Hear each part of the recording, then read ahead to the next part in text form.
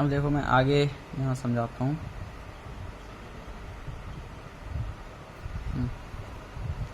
Clear होगा नहीं होगा तो मैं फोटो भेज दूंगा बुक का, वैसे बुक से ही समझाऊंगा। तो हमने प्रोडक्शन बाउंड्री समझ लिया कि कोई सा भी चीज़ जब तक प्रोडक्शन बाउंड्री के अंदर रहता है वो इंटरमीडिएट गुड रहता है। और ये लाइन हमने बनाया है इसलिए था जो जिससे हम ये बता सके कि भाई ये जो है ना ये अभी तो प्रोडक्शन बाउंड्री के अंदर है। अब इसका इंटरमीडिएट गुड का एक पॉइंट समझा था कि ये जनरली एक प्रोडक्शन यूनिट से खरीदे जाते हैं और एक प्रोडक्शन यूनिट दूसरे प्रोडक्शन यूनिट से खरीदता है, क्योंकि वो फर्दर प्रोडक्शन के अंदर ही है, उसका फर्दर प्रोडक्शन हो रहा है। और इंटरमीडिएट गुड प्रोडक्शन बाउंड्री के अंदर रहता है। अगर आए तो ये पॉइंट्स आप लिख सकते हो। इनका जो डिमांड होता है डिराइव डिमांड होता है, as their demand depend on final goods. Derive demand का मतलब होता है कि अपना डिमांड किस चीज से डिराइव करते हैं। किस चीज से डिराइव करते हैं? तो फाइनल गुड के डिमांड से। अगर मार्केट में शर्ट्स की बहुत डिमांड है तो कॉटन का डिमांड, थ्रेड का डिमांड जो कि इंटरमीडिएट गुड्स है, तो इनका डिमांड अपने आप बढ़ेगा, क्योंकि अगर मार्केट में कॉटन और थ्रेड नहीं होगा तो शर्ट कैसे बनेगा। और मार्केट में अगर शर्ट का ही डिमांड कम है तो कोई कॉटन और थ्रेड क्यों ही खरीदेगा शर्ट बनाने के लिए। तो अगर फाइनल गुड का डिमांड है ही नहीं तो फाइनल गुड जिस चीज़ों से बन रहा है मतलब वो इंटरमीडिएट गुड्स, उसका भी डिमांड नहीं होगा। ये पॉइंट अपने को ध्यान रखना है ना। तो यहाँ तक आई होप समझ में आ गया। साथ में पेंसिल लेते चलना, जो डाउट हो मेरे से पूछना, पॉज करके उसी समय मेरे को मैसेज कर देना। How to classify goods as intermediate and final goods. The distinction between intermediates and final goods is made on the basis of use of product and not on the basis of product itself। ये starting से मैं कह रहा हूँ intermediate और final goods कुछ कोई भी पूछो तो आप उसका यूज पूछो कि यूज क्या है। अगर कंजम्पशन इन्वेस्टमेंट है तो final, resale further production in same year intermediate. A commodity can be intermediate as well as final good depending on its nature of use. उसका यूज बता दो ना तो वो इंटरमीडिएट भी हो सकता है फाइनल भी। जैसे देखो for example sugar is an intermediate good when it is used by sweet shop for making sweets। मिठाई वाले के द्वारा अगर शुगर खरीदा जा रहा तो वो इंटरमीडिएट है, क्योंकि उस चीनी से वो मिठाई बनाएगा तो उसको फर्दर उसने चीनी को क्या किया, रीसेल तो नहीं बोलोगे क्योंकि चीनी एज इट इज चीनी तो नहीं बेच रहा ना, इसको आप बोल सकते हो उसका प्रोडक्शन किया, चीनी का प्रोडक्शन करके मिठाई बनाया। रीसेल एज इट इज चीज का होता है, जैसे दूध मैंने खरीदा किसान से और दूध ही बेचा, दूध का दही नहीं बेचा, दही बेचा तो रीसेल हो जाएगा, सॉरी फर्दर प्रोडक्शन वाले कैटेगरी में आ जाएगा। However if it is used by consumer, लेकिन अगर यही चीनी कंज्यूमर के द्वारा यूज किया जाएगा तो फाइनल गुड रहेगा, क्योंकि कंज्यूमर अपने कंजम्पशन के लिए यूज करेगा तो फाइनल है, लेकिन यहाँ पे इसने फर्दर प्रोडक्शन के लिए यूज किया।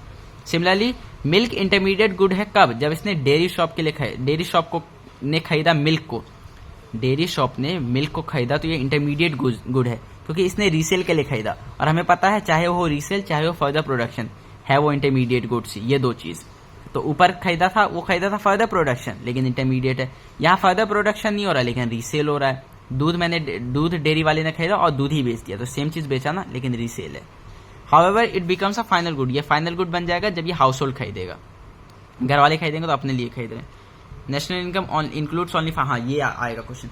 नेशनल इनकम जो है अपने देश का हम इनकम जब काउंट करते हैं तो उसमें हम सिर्फ फाइनल गुड्स यूज करते हैं, क्योंकि फाइनल गुड्स में ना आधा नहीं लिखूंगा, ऑलरेडी इंटरमीडिएट गुड्स का जो वैल्यू है वो एडेड होता है, क्योंकि फाइनल गुड्स में इंटरमीडिएट गुड्स मिलके ही बनते हैं फाइनल गुड्स, तो इंटरमीडिएट गुड्स का वैल्यू पहले ही एडेड होता है। 300 रुपए का थ्रेड है, 500 रुपए का मैंने बेच दिया, 300 रुपए का कॉटन मैंने उगाया और उसको 500 रुपए में बेच दिया तो 200 रुपए का मैंने प्रॉफिट किया ना, तो ये वैल्यू तो एडेड हो चुका है ना इसमें। फिर 500 रुपए का इसको मैंने 800 रुपए में एक शर्ट बेच दिया तो 300 रुपए का प्रॉफिट है, तो वो ऑलरेडी एडेड है इसमें। अब ये फाइनल गुड आ चुका शर्ट, अब मैं इसमें 800 प्लस 500 प्लस 300, 8 5 13 और 14 15 16, 1600 का बता दूं अपना इनकम, तो ये तो गलत है ना, इनकम मेरा 800 का ही है, क्योंकि इसके बाद ये जो एडेड मेरा इनकम हो रहा है 500 से एडेड इनकम कितना है 300 का, वो इसमें ऐड करके दिखा ही रहा हूं मैं। सिंपल समझ में आ गया तो ठीक, नहीं समझ में आया तो याद रखना है नेशनल इनकम में सिर्फ फाइनल गुड्स इंक्लूड करते हैं, क्योंकि वहां पे डबल काउंटिंग एक वर्ड आता है, ये याद रखना। डबल काउंटिंग का प्रॉब्लम आ सकता है अगर मैं इंटरमीडिएट गुड्स को भी इंक्लूड करने लगूँ तो, ठीक है। इन दोनों का डिफरेंस देख लो, final goods refers to those goods consumption investment के लिए, यहाँ पे रीसेल या फिर फर्दर प्रोडक्शन सेम ईयर में। Nature final good national income domestic income दोनों में इंक्लूड होगा कि दोनों में इंक्लूड नहीं होगा। Value addition they are ready for its final use, हाँ यहाँ पे वैल्यू एडिशन अगर मैं मतलब पूछूं तो बताओ फाइनल गुड में वैल्यू एडिशन होगा नहीं, क्योंकि अगर वैल्यू एडिशन हो जाए तो फाइनल गुड किस चीज का, वो तो वैल्यू एडिशन मतलब उसका फर्दर प्रोडक्शन हो रहा है, तो that is no value added to final goods because they are ready for final users. अब ये जितना होना चाहिए उतना हो चुका है, अब ये इसको यूज करो आप, इसको अब कुछ एडिशन नहीं होगा इसमें। लेकिन इंटरमीडिएट गुड्स में वैल्यू एडिशन होगा, अभी इसमें और वैल्यू एड करके हम इसको नया चीज बनाएंगे। प्रोडक्शन बाउंड्री ये क्रॉस कर चुका होता है, बाउंड्री के बाहर होता है, मैंने अभी बताया था, और ये still with in the production boundary. Example बता दो कि मिल्क घर वाले ने खरीदा तो कंजम्पशन, और कार खरीदा तो ये इन्वेस्टमेंट। क्योंकि कार इन्वेस्टमेंट क्यों है? क्योंकि देखो कार हम एक बार खरीद लिया तो उसको हम बार बार यूज करते रहेंगे अपने फायदे के लिए। मिल्क डेयरी शॉप ने खरीदा तो रीसेल, और कोल अगर फैक्ट्री ने खरीदा तो फर्दर प्रोडक्शन। अब देखो कोल बार बार तो यूज नहीं करेंगे ना, एक बार कोयला जला दिया तो खत्म हो जाएगा, लेकिन कोयला को हम फर्दर प्रोडक्शन कर रहे हैं, तो ये आ जाएगा इंटरमीडिएट में। आई होप मैं वो नहीं कर रहा हूँ, कॉम्प्लिकेट नहीं कर रहा हूँ। मिल्क दोबारा परचेज, मिल्क अगर मैंने परचेज किया घर वालों ने तो वो कंजम्पशन के लिए किया, या फिर कार मैंने परचेज किया तो इन्वेस्टमेंट किया ना मैंने। अब कार में मैंने इन्वेस्ट किया तो अपना बहुत सारा एक्सपेंसेस में बचा लूंगा, तो इन्वेस्टमेंट एक बार से ज्यादा फायदा देने वाला चीज है। फर्दर प्रोडक्शन एक बार ही फायदा देने वाला चीज है। देखो मिल्क अगर डेयरी शॉप ने खरीदा तो रीसेल है, ठीक है, मिल्क डेयरी शॉप ने खरीदा और एज इट इज ही मिल्क बेच रहे हैं। लेकिन कोल अगर खरीदा फैक्ट्री वालों ने तो ये क्या है? Further production. ये इन्वेस्टमेंट नहीं है, क्योंकि इन्वेस्टमेंट बार बार प्रॉफिट देता है, बार बार उसका फायदा देता है। कोल बार बार देगा नहीं, कोल तो एक बार मैंने जला दिया तो एक बार उसका मैं यूज कर सकता हूँ, जला के जो भी बनाऊंगा उस पर एक बार हो जाएगा। लेकिन एक बार कोल खत्म हो गया तो कोयला राख बचेगा, तो तब थोड़ी यूज करूंगा, तो एक बार होता है ये। अब देखो पेपर परचेज बाय पब्लिशर, किसी भी फर्म या कंपनी का नाम सुनो ना आप तभी बोल दो कि इंटरमीडिएट, क्योंकि फर्म या कंपनी फाइनल गुड के लिए नहीं खरीदती है मोस्टली। पब्लिशर ने पेपर खरीदा तो पेपर का न्यूज़पेपर बनाएगी, इंटरमीडिएट प्रोडक्ट ऑब्वियस है, क्योंकि न्यूज़पेपर बना रही है ना, फर्दर प्रोडक्शन कर रही है। हाँ फर्दर प्रोडक्शन सेम ईयर में। फर्नीचर परचेज बाय स्कूल, अब देखो यहाँ से जो कोई स्कूल भी एक तरह का कंपनी फर्म में इंस्टीट्यूशन बोल सकता हूँ, लेकिन फर्नीचर खरीदा ना उसने। अब टेबल मुझे बताओ, टेबल का वो कुछ करेगी? टेबल का नहीं करेगी ना। टेबल उसने एक तरह से इन्वेस्टमेंट किया है बच्चों के लिए, और वो 1 साल से ज्यादा भी रहेगा, कि मैंने टेबल खरीदा और टेबल बच्चे आएंगे, बच्चे पढ़ेंगे तो फीस देंगे, तो एक तरह का मैंने इन्वेस्टमेंट किया ना, तो फाइनल गुड है क्योंकि ये इन्वेस्टमेंट है। Milk purchase by house hold, घर वालों ने खरीदा है, फाइनली होगा क्योंकि कंजप्शन के लिए। Purchase of rice by grocery shop, rice खरीदा ग्रोसरी शॉप ने तो वो खुद खाएगा नहीं, वो दोबारा बेचेगा, एज इट इज बेचेगा ना, तो है तो इंटरमीडिएट, लेकिन क्या है? रीसेल। तो अपने को क्या है वो भी बताओ, और किस लिए दोनों में दो चीजें ना, रीसेल या फर्दर प्रोडक्शन, कंजम्पशन या इन्वेस्टमेंट, तो क्या है वो भी बता देते हैं हम। कोल यूज बाय मैन्युफैक्चरिंग फर्म, अब बताओ कोल मैन्युफैक्चरिंग फर्म में तो कोल को तो यूज करेगी, मतलब कोल तो फाइनल प्रोडक्ट है ही नहीं, फाइनल यूज नहीं कर रही है, इसमें रीसेल हो रहा है नहीं, कोल रीसेल तो नहीं करेगी मैन्युफैक्चरिंग फर्म। क्या वो फर्दर प्रोडक्शन करेगी? तो हाँ कोल को जला के उससे कुछ बनाएगी, मतलब कोल का नहीं बनाएगी, कोल पे जला के आग जो आएगा उससे कुछ बनेगा, लेकिन कोल एक ही बार जलेगा ना, इसका फायदा एक ही बार मिल रहा है, तो फर्दर प्रोडक्शन में आ गया ये, और फर्दर प्रोडक्शन इंटरमीडिएट होता है। कंप्यूटर्स इंस्टॉल इन ऑफिस, अगर एक बार ऑफिस में मैंने कंप्यूटर इन्वेस्टमेंट इंस्टॉल कर दिया तो वो मुझे बार बार फायदा देगा, तो ये है इन्वेस्टमेंट और फाइनल गुड।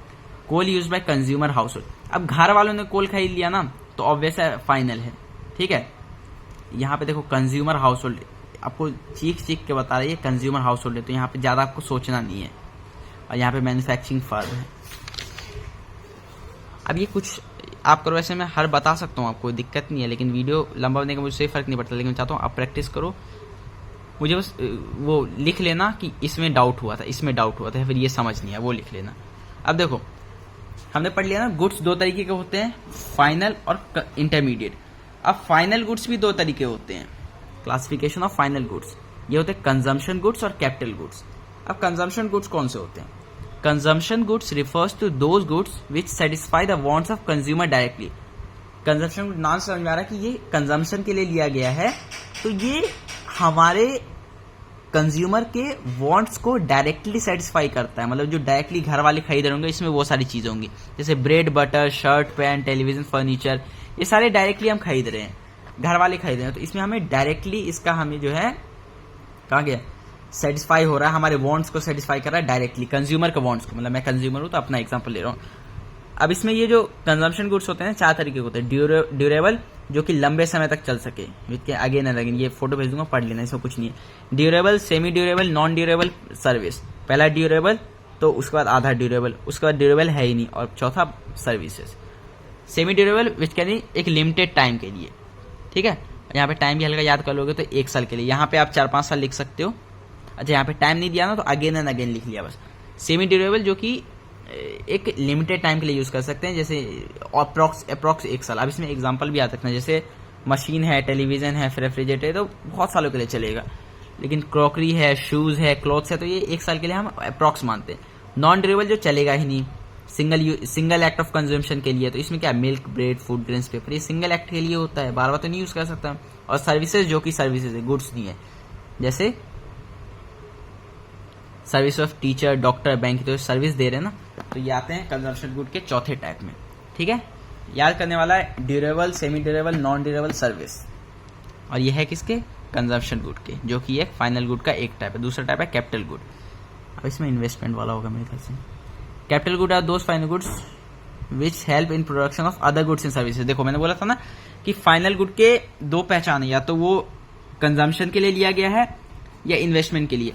तो इसी दो को ना अलग अलग करके इसके फाइनल गुड्स के दो टाइप बना दिए हैं। एक तो कंजम्पशन गुड्स जो डायरेक्टली सेटिस्फाई कर रहे हैं कंज्यूमर को, और दूसरा कैपिटल गुड्स, ऐसे गुड्स जिसको यूज करके मैं फर्दर प्रोडक्शन कर रहा हूं दूसरे गुड्स का, तो वो इन्वेस्टमेंट ही एक तरह का बात हो गया ना। Capital goods are those final goods which help in production of other goods and services. यहां क्या था कि अदर गुड्स एंड सर्विसेज का प्रोडक्शन नहीं कर रहे थे। Consumption goods are those goods which satisfy the wants of consumer directly. चार टाइप थे। कैपिटल गुड्स, सॉरी ये कंज्यूमर गुड था, शायद मैंने कैपिटल बोला और कंज्यूमर बोला, ठीक है।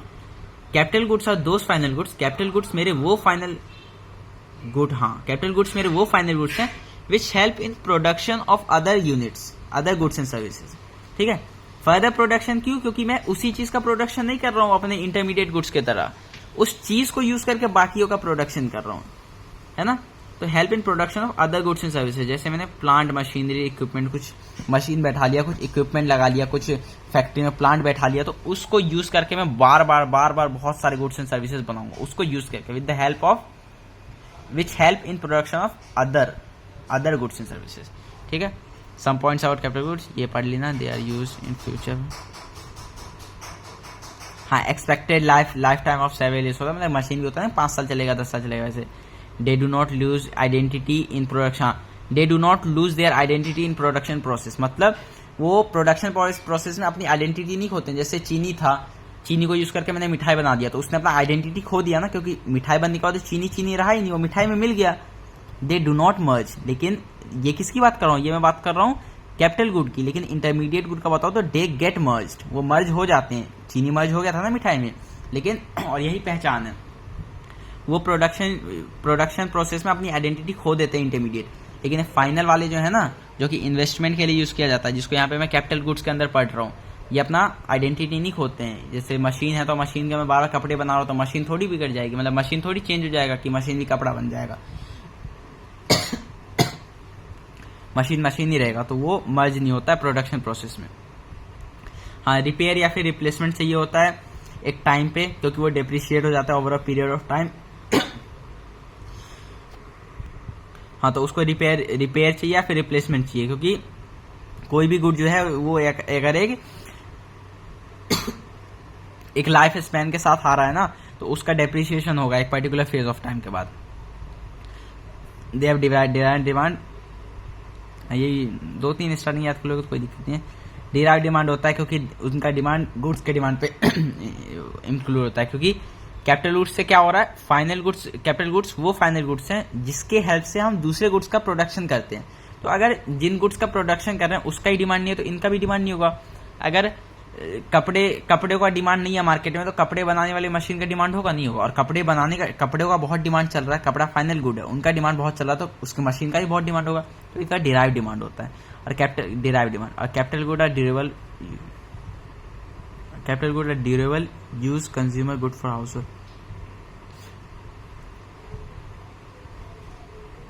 मतलब when a good is used by producer then it is a capital good. मैंने गुड जैसे कि रेफ्रिजरेटर एक प्रोड्यूसर के द्वारा यूज, जैसे confectionery shop. However the same good that is a refrigerator is durable, use consumer good for. ये क्या बोल रहे हैं, समझा नहीं। अच्छा छोड़ो, ये वैसे 3-4 पॉइंट याद रखोगे हो जाएगा। अगर ज्यादा इंपॉर्टेंट मेरे को लगेगा मैं बाद में बता दूंगा। व्हेन गुड, अगर कोई गुड प्रोड्यूसर के द्वारा यूज हो रहा है,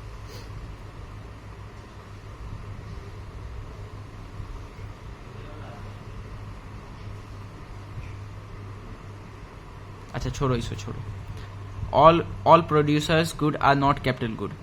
अच्छा, producer good are those which are used in production produce all goods use, ये वैसे इंपॉर्टेंट है, ये याद रखना, सारे प्रोड्यूसर गुड कैपिटल गुड नहीं होते, लेकिन सारे कैपिटल गुड प्रोड्यूसर गुड होते हैं। इसका ये समझोगे ना तो समझ में आ जाएगा। प्रोड्यूसर गुड वो गुड होते हैं जो कि प्रोडक्शन अदर गुड्स के प्रोडक्शन में हेल्प करते हैं। All goods used by producer, that is producer goods and all goods used by producer, सारे जो प्रोड्यूसर गुड्स होते हैं प्रोड्यूसर के द्वारा यूज किए जाते हैं। That is all producer goods are not capital goods.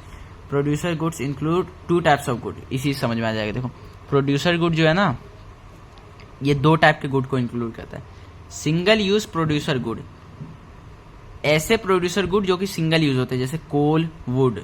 अब इसको एक ही बार में यूज कर सकता हूं, लेकिन इसको यूज करके मैं अदर गुड्स का प्रोडक्शन तो कर रहा हूं ना, तो ये प्रोड्यूसर गुड तो है, लेकिन क्या ये मेरे को बताओ कैपिटल गुड है? कैपिटल गुड नहीं है, क्योंकि कैपिटल गुड वो फाइनल गुड्स होते हैं जो कि production other goods and services के प्रोडक्शन में हेल्प करते हैं, और सिर्फ एक बार हेल्प नहीं करते हैं, है ना, वो बार बार हेल्प करते रहते हैं। तो एक बार अगर मैंने कोयला या फिर लकड़ी जला दिया तो फिर खत्म हो गया ना, तो इसलिए ये कैपिटल गुड्स नहीं है।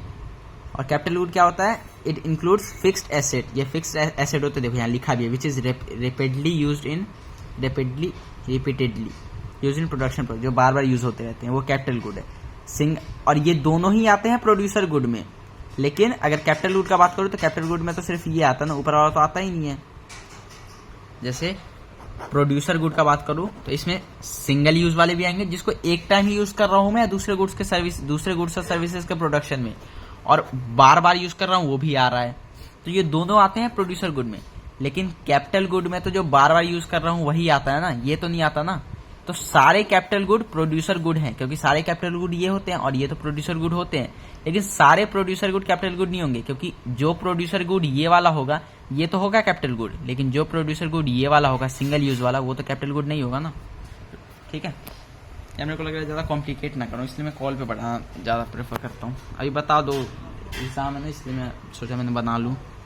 हाउ टू क्लासिफाई गुड है? कंजम्पशन गुड, कैपिटल गुड, वही इसके there is no clear cut line of demarcation. देखो, machine purchase by household is consumption, अगर हाउस होल्ड ने खरीदा मशीन तो कंजम्पशन गुड है, क्योंकि याद करो डायरेक्टली सेटिस्फाई, यहाँ पे भी कुछ कीवर्ड से उसको पकड़ के चलना है। डायरेक्टली सेटिस्फाई कर रहा है तो वो कंजम्पशन गुड, घर वालों ने खरीदा ना मशीन तो डायरेक्टली कर रहा है। वेयर अगर लेकिन यही मशीन किसी फर्म के द्वारा खरीदा गया होता तो कैपिटल गुड होता, क्योंकि फर्म उसको अपने वांट्स को सेटिस्फाई नहीं करती, उससे फर्दर प्रोडक्शन करती दूसरे गुड्स एंड सर्विसेज का, तो वो हो जाता हमारा कैपिटल गुड्स। अब ये कैपिटल गुड कंज्यूमर गुड समझ लेना, पढ़ना एक बार, मेरे को बताना ना सुने तो। अब देखो, दो तरह के गुड है, फाइनल इंटरमीडिएट, दोनों का डिफरेंस पता है, और फाइनल में ही दो तरह के होते हैं, एक कंजम्पशन और एक कैपिटल, तो उसका भी डिफरेंस यहीं पे बाइफरकेट करके दिया गया। ये हो गया, यहाँ पे हमारा थ्योरी वाला हो गया। अब जो 2-3 टॉपिक है ना, 2 ही टॉपिक है, ये इंपॉर्टेंट है, इससे क्वेश्चन गारंटेड आएंगे, इसलिए इसको आराम से समझो। पहला है हमारा gross investment, net investment, depreciation. मेरी मानो ना तो मैं बताता हूं आपको, इसमें डेफिनेशन नहीं आएगा, डेफिनेशन आपको हल्का रटना पड़ेगा। अब इन्वेस्टमेंट किस तरह का दिया गया है? ग्रॉस इन्वेस्टमेंट और net investment. Gross investment is addition to stock of capital before, ये मैं क्या समझाऊं आपको ये, अच्छा मैं आपको डायरेक्ट फॉर्मूला बता देता हूं। देखो, ग्रॉस मतलब होता है जिसमें सब कुछ मिला हुआ है, सब कुछ से यहां मतलब है मेरा डेप्रिसिएशन।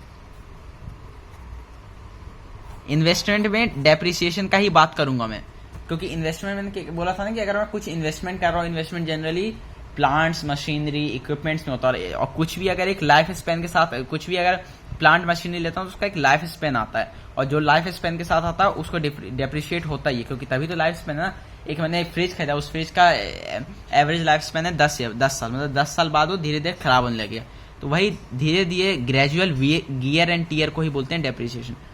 तो ग्रॉस मतलब होता है सब कुछ मिला, मतलब ग्रॉस में डेप्रिसिएशन भी एडेड है। लेकिन नेट मतलब होता है, नेट मतलब क्या होता है कि भाई नेट बताओ कि काट पीट के कितना हुआ, नेट मतलब होता है जिसमें डेप्रिसिएशन एडेड नहीं है। ठीक है, तो इसी से आप फॉर्मूला समझ गए। नेट में डेप्रिसिएशन एडेड नहीं है, अगर नेट से मेरे को ग्रॉस पे जाना हो तो मैं क्या करूंगा?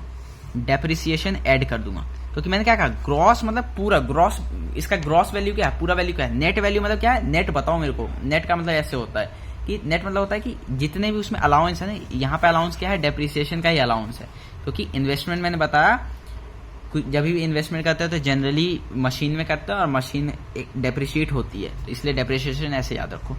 नेट मतलब होता है जहां पे डेप्रिशिएशन इंक्लूडेड नहीं है, ठीक है, और ग्रॉस मतलब जहां इंक्लूडेड है। तो अगर नेट से मेरे को ग्रॉस पे जाना है ना, तो डेप्रिशिएशन का जो भी वैल्यू है उसको मैं ऐड कर दूंगा। जैसे देखो इसका मैं कुछ एग्जांपल दिखाता हूँ।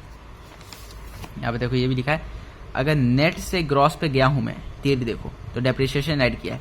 अब ग्रॉस में डेप्रिशिएशन एडेड है ना, ग्रॉस से नेट में जाऊंगा तो क्या, तो नेट तो छोटा होता है ना, मतलब इसमें डेप्रिशिएशन ऐड नहीं होगा, तो ग्रॉस में से डेप्रिशिएशन माइनस कर दूंगा। तो ग्रॉस वैल्यू कैसे आएगा, ग्रॉस वैल्यू कैसे आएगा, नेट था उसमें डेप्रिशिएशन मैंने ऐड कर दिया, तो आ गया मैं ग्रॉस पे। अब इसका मैं अब डेप्रिशिएशन क्या है, डेप्रिशिएशन के 3 मेन रीजन ये, और डेप्रिसिएशन और कैपिटल लॉस में डिफरेंस क्या है ये मैं बताऊंगा। पहले इसका एक एग्जांपल दूंगा, इसका एग्जांपल नहीं दिया बेशा नहीं को वाले, जल्दी जल्दी मैं समझा रहा हूँ आपको, ये है ना, ये मैं आपको आराम से समझाना चाहता हूँ। अच्छा नहीं, छोड़ो मैं बता देता हूँ। अच्छा बताओ, कभी भी इसको क्वेश्चन करोगे ना, पहले लिख लेना ग्रॉस इज इक्वल टू छोटा नेट है और उसमें डेप्रिसिएशन ऐड कर दूंगा, तब ये बड़े पे आऊंगा। अच्छा, ग्रॉस इन्वेस्टमेंट मेरे पास है 100 रुपए का, डेप्रिसिएशन है 50 का, 50 रुपए का डेप्रिसिएशन, मेरे को नेट पे जाना है। बस फॉर्मूला याद रखो, कुछ मत याद रखो। ग्रॉस बड़ा है और बड़े पे आने, और नेट छोटा है, छोटे से बड़े जाने के लिए इसमें कुछ ऐड करूंगा, कुछ ऐड करूंगा तभी तो छोटे पे बड़े पे जाऊंगा, क्योंकि माइनस करूंगा तो और छोटा हो जाऊंगा। और इन्वेस्टमेंट के मामले में कुछ जो है ना वो अपना डेप्रिसिएशन ही रहेगा, तो नेट में डेप्रिसिएशन ऐड करूंगा तो ग्रॉस आ जाएगा। Gross depreciation is equal to net depreciation जो कि छोटा है अपना, उसमें सॉरी नेट इन्वेस्टमेंट जो कि छोटा है प्लस डेप्रिसिएशन, ये फॉर्मूला है। अब डेप्रिसिएशन होता क्या है, देखो याद काफी करना पड़ेगा। Depreciation refers to fall in value of fix asset due to normal wear and tear, passage of time and और एक्सपेक्टेड ऑब्सोलेसेंस। और यही 3 रीजन है, डेफिनेशन है, यही 3 लिख दोगे ना तो अपने आप याद हो जाएगा। डेप्रिसिएशन जो है एक ऐसा कंसेप्ट है जो हमें बताता है किसी भी फिक्स्ड एसेट, क्योंकि मशीन वगैरह फिक्स एसेट होते हैं, वो थोड़ी है कि डेली चेंज होते रहते हैं, एक बार मैंने बैठा दिया तो काफी टाइम के लिए चलेगा। तो और फिक्स्ड एसेट का मतलब ये जिससे मैं अपना और पैसे बना रहा हूं। फिक्स्ड एसेट के फॉल इन वैल्यू को ही डेप्रिसिएशन कहते हैं। Depreciation refers to fall in value of fixed asset. अब ये किस चीज से हो सकता है, नॉर्मल वियर एंड टीयर, लगातार यूज करते जाओ तो घिस जाना, पासेज ऑफ टाइम, समय के साथ भी खराब होता है, और एक्सपेक्टेड ऑब्सोलेसेंस, मतलब पता था कि 10 साल बाद ये टेक्नोलॉजी खराब हो जाएगा, 10 साल बाद नया टेक्नोलॉजी आएगा तो इसका कोई वैल्यू नहीं रहेगा, तो ये एक्सपेक्टेड है, एक्सपेक्टेड ऑब्सोलेसेंस मतलब चेंज इन टेक्नोलॉजी। एक एग्जांपल बता सकता हूँ, ठीक है। और यही 3 है डेप्रिसिएशन के 3 मेन रीजन आपको आ सकते हैं पूछने। तो नॉर्मल वियर एंड टीयर लिखोगे, continuous use of fixed asset उसके प्रोडक्टिव कैपेसिटी और वैल्यू को गिरा देती है, passage of time, with the passage of time the value also depreciate या फिर रिड्यूस, और एक्सपेक्टेड ऑब्सोलेसेंस, ये भी लिख सकते हो, पढ़ लेना एक बार। अब एक्सपेक्टेड और अनएक्सपेक्टेड ऑब्सोलेसेंस बता देता हूँ। एक्सपेक्टेड मतलब जो मुझे पता था, और अनएक्सपेक्टेड जो मुझे नहीं पता था। बाढ़ आ गया और मेरा मशीन खराब हो गया, मेरा प्लांट खराब हो गया, तो वो अनएक्सपेक्टेड था ना, तो उसमें मेरा जो नुकसान हुआ वो अनएक्सपेक्टेड ऑब्सोलेसेंस था। अब देखो डेप्रिसिएशन और कैपिटल लॉस में क्या है, डेप्रिसिएशन फॉल होता है किसके, फिक्स्ड एसेट के वैल्यू में, किस रीजन से, तो normal wear and tear, expected obsolescence और passage of time. Provision for loss, क्या लॉस के लिए प्रोविजन बनाया जाता है, हाँ, क्योंकि डेप्रिसिएशन मेरे को पता होता है ना कि इसका डेप्रिसिएशन होगा, तो उसके लिए प्रोविजन मैं पहले से ही बना के रखता हूँ कि भाई 10 साल बाद डेप्रिसिएशन होगा, कुछ पैसे फंड अलग से साइड कर देता हूँ कि उसको रिपेयर करवा लूंगा। तो provision is generally made for replacement of asset as it is an expected loss. ये एक्सपेक्टेड लॉस होता है, सबको पता रहता है कि होना है ही, तो रिप्लेसमेंट ऑफ एसेट, उस एसेट के रिप्लेसमेंट के लिए पहले से ही प्रोविजन बना के रखा जाता है। प्रोविजन मतलब ये है कि पैसे साइड करके मैंने रखे। Provision is maintain through depreciation reserve fund, और एक तरह का फंड बना दिया गया है डेप्रिसिएशन रिजर्व फंड, जिसके द्वारा इसको हम प्रोविजन को कलेक्ट करते रहते हैं। प्रोडक्शन प्रोसेस, ये प्रोडक्शन प्रोसेस को हैम्पर नहीं करता है, क्योंकि ये कोई अचानक नहीं हुआ है, हमें पता है कि धीरे धीरे ये खराब होते जा रहा है, तो हम उसके लिए प्रिपेयर रहते हैं, तो ये प्रोडक्शन प्रोसेस को हैम्पर नहीं करता है। याद रखना, डिफरेंस में 3 पॉइंट आपको लिखने पड़ेंगे। अब देखो यहां पे भी फिक्स्ड एसेट के वैल्यू में लॉस तो हो रहा है, लेकिन normal wear and tear, passage of time और एक्सपेक्टेड ऑब्सोलेसेंस से नहीं। यहाँ पे अनफोर्सिन ऑब्सोलिसेंस या फिर अनएक्सपेक्टेड ऑब्सोलिसेंस लिख सकते हो। नेचुरल कैलेमिटी, कहीं बाढ़ आ गया, चोरी हो गई, एक्सीडेंट हो गया, इन सब चीजों से, क्योंकि ये अनएक्सपेक्टेड है ना, तो कुछ अचानक वाली घटना। प्रोविजन है, आपको पता रहेगा चोरी हो सकता है, एक्सीडेंट हो सकता है, कुछ बाढ़ आ जाएगा, भूकंप आ जाएगा, नहीं पता ना, तो प्रोविजन कैसे हो सकता है? तो इसका प्रोविजन होता ही नहीं है। प्रोविजन इसका होता है क्योंकि इसका मेरे को पता होता है ये एक्सपेक्टेड लॉस है। No provision is made such in this case.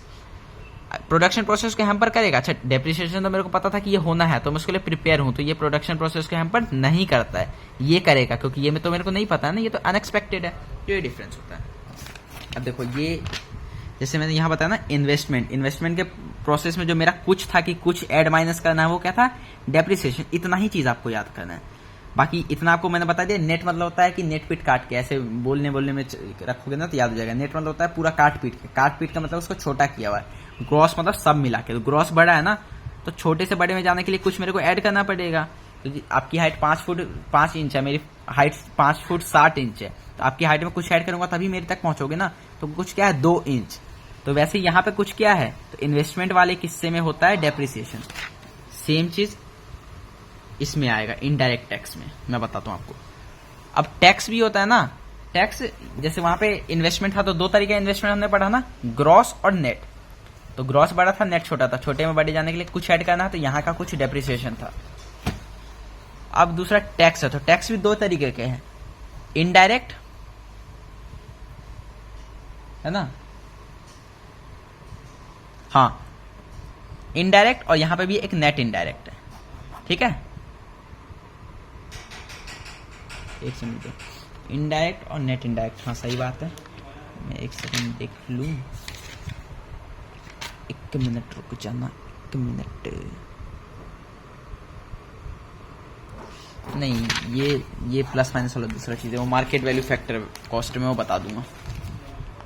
पहले देखो, नेट इनडायरेक्ट टैक्स होता है क्या है? नेक्स्ट इनडायरेक्ट टैक्स का जो फॉर्मूला है ना, वही डेफिनेशन है। Net indirect tax refers to difference between indirect tax and subsidy. IT indirect tax में जब सब्सिडी में माइनस कर दूंगा तो वो मेरे को आ जाएगा नेट इनडायरेक्ट टैक्स, ठीक है। इसका थोड़ा पढ़ लेते हैं। अब इनडायरेक्ट टैक्स क्या होता है और सब्सिडी क्या होता है, दोनों को अलग अलग करके पढ़ते हैं। Indirect tax refers to those taxes which are imposed by government on production and sales of goods and services. Indirect tax आपको पता होगा, 2 तरह के टैक्स होते हैं, एक तो डायरेक्ट टैक्स और एक इनडायरेक्ट टैक्स। डायरेक्ट टैक्स होता है जो हम डायरेक्ट गवर्नमेंट को दे रहे हैं, जैसे मैं अपना इनकम टैक्स दे रहा हूँ, है ना, कॉर्पोरेट टैक्स दे रहा हूँ, तो मैंने इनकम किया तो डायरेक्ट दे रहा हूँ, जमीन खरीदा तो डायरेक्ट टैक्स दे रहा हूँ। लेकिन नेट इनडायरेक्ट टैक्स मतलब कुछ मैंने सामान खरीदा तो मैं उस गुड्स एंड सर्विसेज पे टैक्स दे दूंगा दुकानदार को, और दुकानदार मेरे बदले दे देगा, जो कि जीएसटी हम बोलते हैं, तो वो होता है इनडायरेक्ट टैक्स। तो indirect tax refers to those tax which are not paid directly to government. Simple language में याद करो, फॉर एग्जाम्पल जीएसटी, इतना लिख देना, कोई दिक्कत नहीं। देखो जीएसटी एग्जाम्पल लिखा भी, और भी एग्जाम्पल अगर जितना ज्यादा याद करोगे उतना अच्छा है। Central excise, VAT value added tax, basic custom duty, petroleum product tax, excise on liquor, ये सारे इनडायरेक्ट होते हैं। अब सब्सिडी क्या होता है? एक तरह का फाइनेंशियल असिस्टेंस। हिंदी में तो सबको ही पता है सब्सिडी मतलब कि 900 रुपए का सिलेंडर है, उस पर सब्सिडी सरकार दे रही है, मतलब 700 रुपए में ही दे रही है, तो एक तरह का फाइनेंशियल हेल्प कर रही है। लेकिन डेफिनेशन में कैसे बोलोगे? Subsidy are financial assistance. Assistance का मतलब हेल्प ही होता है। Financial help provided by government to producer to fulfil its social welfare objective, ठीक है। ये प्रोड्यूसर को एक तरह का फाइनेंशियल असिस्टेंस देती है कि भाई अगर गैस मान लो 900 रुपए में आ रहा है तो सरकार प्रोड्यूसर को ही दे देगी 200 रुपए, कि हर गैस सिलेंडर के लिए 200 रुपए तुम रखो, और ये 200 रुपए तुम लोगों से मत लेना, 900 रुपए में मत बेचना, 200 रुपए मैंने तुम्हें दे दिया ना, तो अब लोगों को तुम 700 में ही बेचना। तो सब्सिडी एक तरह का फाइनेंशियल असिस्टेंस है जो गवर्नमेंट प्रोवाइड करती है प्रोड्यूसर को, जिससे वो अपना welfare objective, social welfare objective पूरा कर सके। अब 200 रुपए मैंने दे दिए कंपनी को, तो कंपनी तो अब 700 रुपए में बेचेगी ना, तो उसका भी सोशल वेलफेयर ऑब्जेक्टिव पूरा हो रहा है ठीक है। तो यही है, इनडायरेक्ट टैक्स में जब मैं सब्सिडी माइनस कर दूंगा ना तो नेट मिल जाएगा। अब नेट देखो, मैंने क्या बोला था इससे, और यहाँ पे भी वही चीज लगा लो। नेट मतलब होता है काट पीट के। ये देखो, इनडायरेक्ट टैक्स में से माइनस करना और काटना ही हो ना, कम करना, तो इनडायरेक्ट टैक्स में से सब्सिडी मैंने काट पीट दिया, तो आ जाएगा नेट इनडायरेक्ट टैक्स, ठीक है। अब जैसे इन्वेस्टमेंट के मामले में मेरा डिप्रिसिएशन कुछ था ना, जिसको मैं प्लस माइनस करके ऊपर नीचे जा रहा था, हमारा एक होता है मार्केट प्राइस और फैक्टर कॉस्ट। इन दोनों में भी ऊपर नीचे आना जाना हमको करना, और यहाँ पे जो हमारा कुछ है ना जिसको ऐड माइनस करके करेंगे वो है हमारा NIT। अब इनमें से बड़ा छोटा कौन है ये पता चल गया तो आपको वैसे ही पता चल जाएगा, क्योंकि जो छोटा रहेगा उसी में ऐड करूंगा तो बड़े तक जाऊंगा। अच्छा, मार्केट प्राइस और फैक्टर कॉस्ट। एक बात बताओ, फैक्टर कॉस्ट मेरे को नहीं पता क्या होता है। मार्केट प्राइस तो पता है कि नाम से, मतलब नाम से मेरे को फैक्टर कॉस्ट भले ही समझना है। मार्केट प्राइस तो समझ में आ रहा है कि किसी चीज का मार्केट में प्राइस क्या है। तो मैं ये बोल सकता हूँ कि किसी चीज का मार्केट में प्राइस क्या है, वो बाकी सब चीज तो महंगा ही होगा, क्योंकि मार्केट में ही चीजें सबसे महंगी बिकती हैं, है ना, क्योंकि उसमें टैक्स लगा होता है। मार्केट प्राइस में जब मैं आता हूं तो टैक्स लगा मेरे को मिलता है ना। तो ये तो मेरे को समझाइए, ये हो ना हो ये बड़ा है। अच्छा, मैं ये भी समझा देता हूं तो आपको और क्लियर हो जाएगा। फैक्टर कॉस्ट का सिंपल मतलब मैं बता दूं, फैक्टर कॉस्ट हमारा वो कॉस्ट है जिस कॉस्ट पे वो गुड बना है, फैक्ट्री में जिस रेट पे बना है।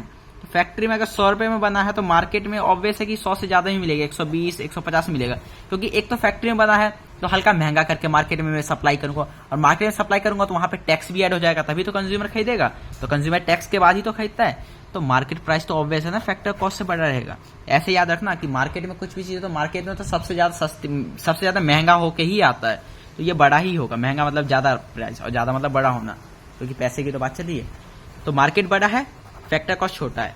अब मेरे को मान लो, अब यही दो, मार्केट प्राइस है किसी चीज का 100 रुपए, ठीक है, फैक्टर कॉस्ट है किसी चीज का, फैक्टर कॉस्ट छोटा है तो ऑब्वियस है ये होगा 80 रुपए।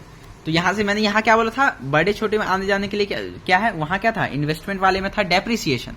यहाँ क्या है, यहाँ मेरा NIT है, और ये NIT क्या था ना, इसी को समझने के लिए मैंने पहले समझ लिया कि NIT होता क्या है। NIT क्या है, डिफरेंस बिटवीन इनडायरेक्ट टैक्स और सब्सिडी, और इनडायरेक्ट टैक्स और सब्सिडी क्या है वो भी बता दिया मैंने। कंफ्यूज मत करना, सॉरी, मुझे बहुत बुरा लग रहा है, मैं इतनी जल्दी में समझ, मैं इसको फिर से समझाऊंगा आपको, प्रॉपर नोट्स बनवा के समझाऊंगा, लेकिन अभी कल के लिए थोड़ा सा बुक रीड करना वैसे समझ में आ जाना चाहिए, कि मैं समझाऊंगा दोबारा फिर से, ठीक है। तो यहाँ पे फॉर्मूला ये था कि फैक्टर कॉस्ट जो है छोटा है, इसमें कुछ तो मैं ऐड करूंगा जो मैं बड़े तक चला जाऊंगा। बड़ा क्या है मेरे पास, market price, factor cost market price, और यहाँ पे कुछ क्या था मेरा, टैक्स। कौन सा टैक्स, NIT। तो फैक्टर कॉस्ट में NIT ऐड करूंगा तब जाएगा। फैक्टर कॉस्ट मैंने बताया 80 है, NIT मेरे को नहीं पता, और मार्केट प्राइस 100 है, तो 80 में से मैंने क्या ऐड किया होगा, BC तो ऐड किया होगा, तो 100 आएगा, तो मैंने यहाँ से NIT निकाल लिया। ऐसे ही कुछ भी दो गिवन है ना, एक नहीं गिवन तो आप निकाल सकते हो। यहाँ पे देखो, आंसर छोड़ो, आंसर तो दिख ही गया इसकी। अच्छा छोड़ो, आंसर देखना नहीं, ईमानदारी से करेंगे। IT जो है 0 है, सब्सिडी 100 है। अच्छा पहले इसमें NIT निकाल। NIT क्या होता है, NIT मतलब नेट वाली चीज है, मतलब कुछ काट पीट के। तो क्या काट पीट के, तो IT में से सब्सिडी काटा है। NIT को निकालने के लिए IT में से सब्सिडी मैंने काट पीट दिया। अब IT क्या है 0, सब्सिडी क्या है 100, तो 0 में से 100 माइनस कर दो, नेगेटिव में आएगा। आपने क्या मतलब, नेगेटिव है पॉजिटिव है, -100, आंसर भी है -100। IT है 250, सब्सिडी मैंने 0 दिया है, तो नेट इनडायरेक्ट टैक्स कितना है, तो IT minus subsidy, 250 minus 0। IT 200 है, सब्सिडी 120 है, IT माइनस सब्सिडी NIT, तो 200 माइनस 120 80, ठीक है। तो ये मैंने इसका आपको न्यूमेरिकल करा दिया दोस्तों। इसका भी है तो कोई दिक्कत नहीं, फॉर्मूला पता है ना। मार्केट प्राइस बड़ा है और बड़े पे जाने के, छोटा कौन है, फैक्टर प्राइस ऑफ, छोटे से बड़े में जाने के लिए मेरे को कुछ ऐड करना, कुछ यहाँ पे आता है NIT मैंने ऐड कर दिया। सेम यहाँ पे नेट जो है, नेट मतलब काट पीट के, तो सब कुछ काट पीट दिया तो ऑब्वियस छोटा होगा, तो छोटा है ना ये। तो छोटे से बड़े में जाने के लिए, बड़ा क्या है ग्रॉस में सब मिला के, तो छोटे से बड़े में जाने के लिए मैं कुछ ऐड करना, और यहाँ पे ग्रॉस क्या है, इन्वेस्टमेंट, नेट क्या है investment, net investment, gross investment, तो इन्वेस्टमेंट वाली चीज में मेरे को डेप्रिसिएशन ऐड करना, तो वो याद रखो। और वो भी याद कर लो। यहाँ पे एक ट्रिक बता देता हूँ, जैसे मार्केट प्राइस है, तो मार्केट में कुछ भी चीज है तो बोलते हैं ना मार्केट बहुत टैक्स लगा रखा है, तो यहाँ पे आप याद रख सकते हो कि मार्केट प्राइस में NIT है, डेप्रिसिएशन मतलब नेट इनडायरेक्ट टैक्स है, डेप्रिसिएशन है, ठीक है, और GST है। मतलब GST क्या है, तो एक इनडायरेक्ट टैक्स का एक एग्जांपल है GST। अब एक टॉपिक रह गया NFI, net income from abroad. ये बहुत ईजी है, तीनों में सबसे ईजी मेरे को यही लगता है। अच्छा एक तो, अच्छा बताओ, इंडिया में कुछ लोग रह रहे हैं, और वो प्रोडक्शन कर रहे हैं। इंडिया में मैं रह रहा हूँ, मैं 100 रुपये का सामान बना रहा हूँ, ठीक है। मेरा एक दोस्त है संध्या जी, मेरा नहीं मेरी, ये क्या करती हैं कि ये रहती हैं, हाँ चावल अमेरिका में, तो अमेरिका में रहती है, तो अमेरिका में अब सिटीजनशिप यहीं की है, तो है यहीं, पैसे यहीं भेजेगी अपने घर में, मतलब अपने टू से आयु जी को, ठीक है। तो ये यहाँ पे भेजेगी पैसे, ठीक है। तो पैसे भेजा अपने फैमिली को, तो फिर ये पैसा भी घर में आ रहा है और जो मैंने कमाया वो भी आ रहा है। तो ये दोनों चीज तो ऐड होना चाहिए ना मेरे नेशनल इनकम में, क्योंकि वो जो कमा रहा है वो भी मेरे घर में आ रहा है। तो और ऐसी हो सकता है, देखो आप रह रहे हो यूएसए में, ठीक है, तो आप अपना पैसा इंडिया भेज रहे हो। अब कुछ लोग यूएसए वाले भी हो सकते हैं कि जॉन है एक आदमी, जॉन मार्शल है, ये इंडिया में रह रहा है और इंडिया में कमा के 80 रुपए इंडिया में कमाया और इसने भेज दिया यूएसए। तो इंडिया से भी कुछ जा रहा है, इंडिया में भी कुछ आ रहा है। तो net factor income from abroad, NFIA, net factor income, sorry हाँ ये ना नेट, हाँ NFIA, net factor income from abroad, net factor income from abroad. Abroad से टोटल, नेट मतलब टोटल, मतलब वो कंफ्यूज मत होना, वहां का लग याद रखो, नेट मतलब टोटल। अब्रॉड से टोटल मेरा फैक्टर इनकम क्या है? फैक्टर यहाँ बार बार क्यों बोला हूँ? क्योंकि मैंने अगर कमाया है बाहर से तो वो भी काम करके कमाया, ट्रांसफर वाली कोई बात ही है ही नहीं, इसलिए नेट फैक्टर बोल रहा हूँ। तो ये क्या है, अगर मैं आपको ये बोल दूं कि मैंने अमेरिका से 100 रुपए कमा के इंडिया भेजा और कुछ अमेरिका के लोग इंडिया में रहते थे जिन्होंने 80 रुपए की कमाई की इंडिया में और इंडिया से भेज दिया बाहर, तो 100 रुपए मेरे देश में आया बाहर से और 80 रुपए मेरे देश से बाहर गया, तो मेरे को 20 रुपए तो बचाना है, मेरे को 20 रुपए प्रॉफिट हो रहा है। समझ रहे हो? इसको अच्छे से समझाता हूँ, बहुत ईजी है, समझ में आएगा तो मजा आ जाएगा। कुछ लोग हैं, जॉन है जो इंडिया में रहता है और इंडिया में रह के इसने 80 रुपए कमाया। मैं हूं जो कि अमेरिका में रहता हूं, यूएस में रह के मैंने 120 रुपए कमाया, ठीक है। अब मैं भेज दूंगा इंडिया में अपना 120 रुपए और ये जॉन जो है ये भेज देगा अमेरिका में 80 रुपए। तो मेरे देश से गया कितना? इंडिया से गया 80 रुपए जो कि जॉन ने कमाया था, तो इंडिया से माइनस हो जाता है 80 रुपए। और इंडिया में आया कितना? 120 रुपए, तो इंडिया में 120 रुपए प्लस हो जाएगा। तो 80 रुपए निकाला मैंने, 120 रुपए ले लिया, तो 40 रुपए का डिफरेंस आ रहा है ना। यही डिफरेंस है net factor income from abroad. मतलब ले दे के मेरा टोटल अब्रॉड से इनकम क्या हो रहा है? अब्रॉड से इनकम तो 40 रुपए हो रहा है ना। अब बोलोगे अब्रॉड से इनकम हो रहा है 120, लेकिन नेट नहीं हो रहा ना। टोटल इनकम फ्रॉम अब्रॉड 120 है, लेकिन नेट बोलूंगा ना तो जो आ जा रहा है सबको सब्ट्रैक्ट करके। तो इसका फॉर्मूला होता है NFI, अरे यार इसकी NFIA का net factor FIFA minus FITA. FIFA क्या होता है? Factor income from abroad. कितना इनकम अब्रॉड से मैंने किया, तो मैंने अब्रॉड से अमेरिका में रह के मैंने 120 रुपए कमाया था ना, minus factor income to abroad, कितना इनकम मैंने अब्रॉड को दिया। टू मतलब देना होता है ना, फ्रॉम मतलब उससे लेना, उससे फ्रॉम उसको, to factor income to abroad, मैंने अपने देश से कितना इनकम अब्रॉड को दिया। तो जॉन जो था मेरे देश से 80 रुपए कमा के ले गया, तो 120 माइनस 80 40। क्लियर है? तो यही है मेरा NFIA, ठीक है। तो NFIA में क्या फॉर्मूला बनता है? अच्छा लो, ये नेशनल डोमेस्टिक है, ये तो और सिंपल है। पहले तो ये समझाएगा ना NFIA क्या है, कितना मैंने कमाया और कितना मैंने दिया, दोनों का सब्ट्रैक्ट। पहले जो मैंने कमाया वो और जो दिया वो, FIFA minus FITA. Factor income from abroad, बाहर से मैं कितना लेके आया 120, फैक्टर इनकम टू अब्रॉड, मैंने दे कितना दिया 80। अच्छा मान लो जॉन बहुत चालाक था और इसने इसकी जगह 150 रुपए यहां से कमा के भेज दिया होता अमेरिका, तो 80 की जगह 150 होता, तो माइनस 30। मतलब जो मेरा टोटल इनकम है ना माइनस 30 रुपए, मतलब इनकम 0 है और 30 रुपए मैंने दिया ही है, तो माइनस 30 मेरे अकाउंट में दिखेगा, ठीक है। तो ऐसे भी कंडीशन आ सकते हैं। तो वो फॉर्मूला है जैसा है, माइनस है प्लस है, अपने को आंसर निकालने। अब यहां पे जो चीज है, ये जो फीफा है ना, NFIA, सॉरी फीफा फीटा नहीं, वो तो फीफा फीटा यूज करेंगे हम NFIA निकालने के लिए। अब यहाँ पे वो कुछ जो है जिसको ऐड करके ऊपर नीचे जाना होता है, वहां पे ये है NFIA। अच्छा यहाँ पे NFIA बहुत ऑब्वियस है। अब वो कुछ किस चीज में है, एक मेरा है नेशनल और एक मेरा है डोमेस्टिक। यहाँ तो बताना ही नहीं है कि बड़ा कौन है, डोमेस्टिक मतलब घर और नेशनल मतलब पूरा देश, तो नेशनल ही बड़ा होगा, है ना। तो अब डोमेस्टिक में मैं ऐड कर दूंगा NFIA, ठीक है। हाँ तो ये आ जाएगा नेशनल, और नेशनल में जब मैं माइनस कर दूंगा क्योंकि डोमेस्टिक छोटा है तो ये हो जाएगा NFI माइनस। हाँ तो क्या बोला मैंने, डोमेस्टिक छोटा है, छोटे से बड़े में जाने के लिए मैंने net factor income from abroad किया, और नेशनल बड़ा है, बड़े से छोटे में आना है मेरे को, तो बड़ा को छोटा करना, कुछ तो माइनस करना पड़ेगा ना, वो कुछ हमारा NFI है।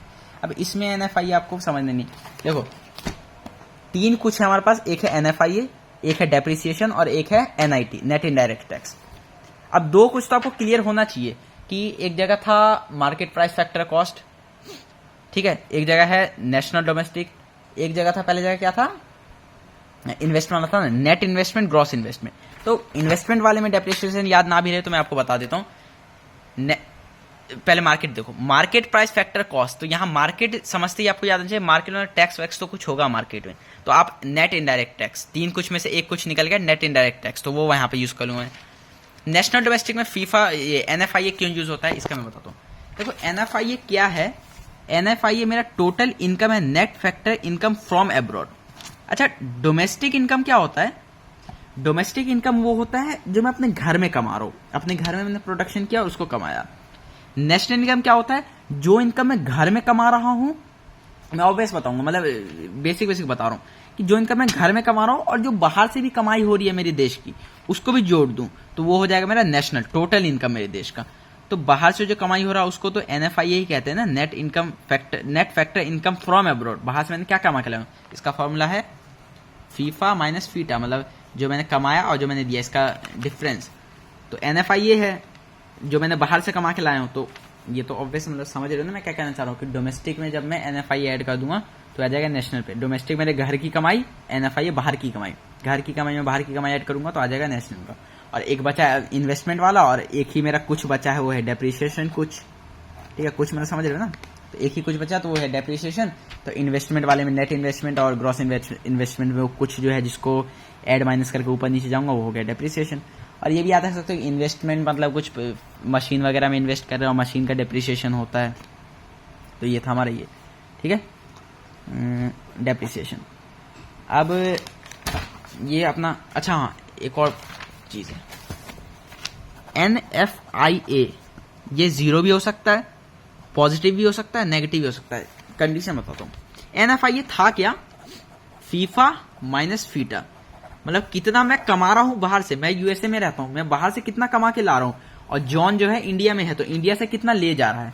अगर मान लो मैं अमेरिका से 100 रुपए कमा के लाया और जॉन इंडिया से 100 रुपए कमा के ले जा रहा है, तो इधर से मैं आया इंडिया में 100 रुपए लेके और इधर से जॉन गया 100 रुपए लेके, तो 100 ले गया और वापस में 100 ले भी आया, तो ये जीरो हो जाएगा ना। तो मेरा net factor income from abroad कितना हो जाएगा, जीरो, क्योंकि मैंने जीरो कमाया है, मतलब जीरो मेरे इनकम में ऐड होगा, क्योंकि 100 मैंने कमाया तो 100 दे भी तो दिया तो कट जाएगा। तो पॉजिटिव कब, जॉन 100 ले गया लेकिन मैं उसके यहाँ से अमेरिका के यहाँ से 120 रुपए कमा के ले आया, तो 20 रुपए का मेरे पास सरप्लस है ना, तो ये फॉर्मूला से भी लगा सकते हो कि 120 माइनस 100 120 माइनस 100 20।